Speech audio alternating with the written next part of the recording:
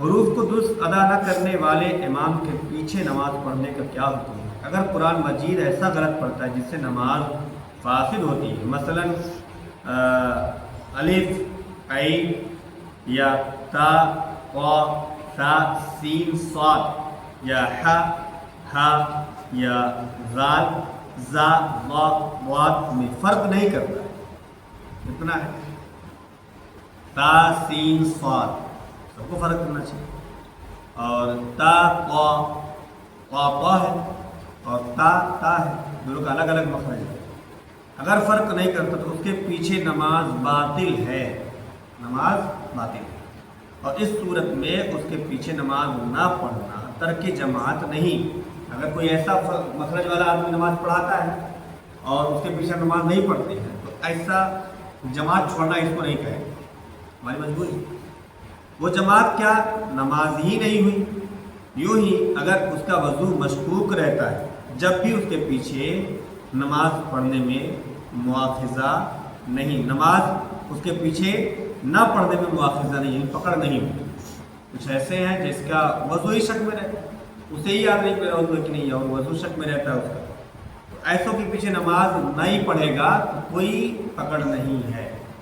ایسا عالم جو ایک پاؤں سے لگڑا ہے اس پاؤں کی ایک انگلی زمین پر لگا سکتا ہے، اس کی امامت کا کیا حکم ہے؟ ایسے شخص کی امامت بلا شبہ جائز ہے۔ پھر اگر وہی عالم ہے تو وہی زیادہ مستحق ہے، یعنی لگڑا ہی اگر عالم بھی ہے تو زیادہ مستحق وہی ہے،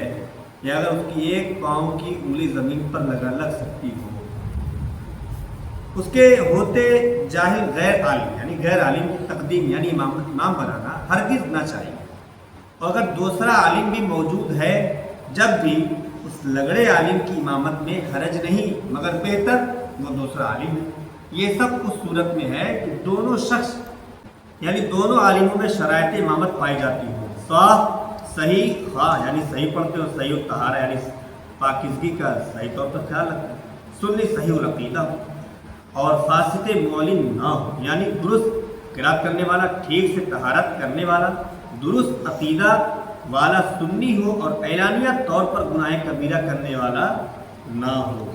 یعنی جو اعلانیہ گناہ ہوتے ہیں اس سے بچتا ہو۔ ورنہ جو جامع شرائط ہوگا وہی امام ہوگا، یعنی جس کے اندر تمام شرائط امامت پائی جاتی ہو وہی امامت کا مستحق ہے، وہی حقدار ہے۔ یعنی آج کے دور میں ہر حافظ جی امامت کا مستحق نہیں ہو سکتا، اگر وہ اعلانیہ گناہ کرتا ہے، اعلانیہ نماز چھوڑتا ہے، اعلانیہ گانا سنتا ہے، پکچر دیکھتا ہے، تو ایسوں کی امامت بالکل جائز نہیں۔ دونوں مختار میں ہے کہ مختار قول پر سیدھا کھڑے ہونے والے کی نماز کبڑے شخص کے پیچھے درست ہے، سمجھ رہے ہیں؟ مختار قول پر سیدھا کھڑے ہونے والے کی نماز کبڑے شخص یعنی اس کے پیچھے پیٹھ کے نیچے کبڑا وہ نکلا پیچھے درست ہے، اگرچہ اس کا کبڑا پن رکوع کی حد تک یعنی اتنا جھک جاتا ہو اس کی وجہ سے کہ رکوع معلوم ہوتا ہو، تب بھی اس کے پیچھے نماز درست ہے۔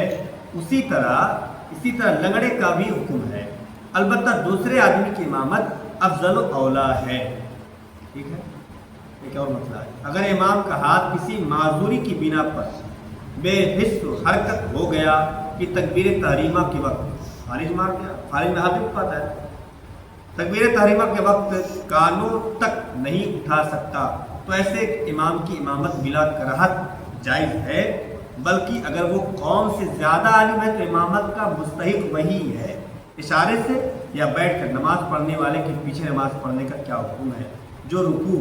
اور سجود سے عاجز ہے، یعنی رکوع و سجدہ نہیں کر سکتے، یعنی وہ کھڑے یا بیٹھے رکوع اور سجود کی جگہ اشارہ کرتا ہو، اس کے پیچھے اس کی نماز نہ ہوگی جو رکوع اور سجدہ پر قادر ہے۔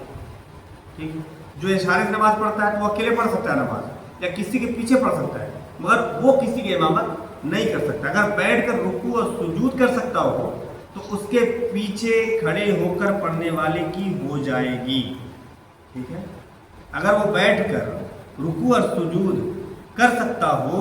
تو اس کے پیچھے کھڑے ہو کر پڑھنے والے کی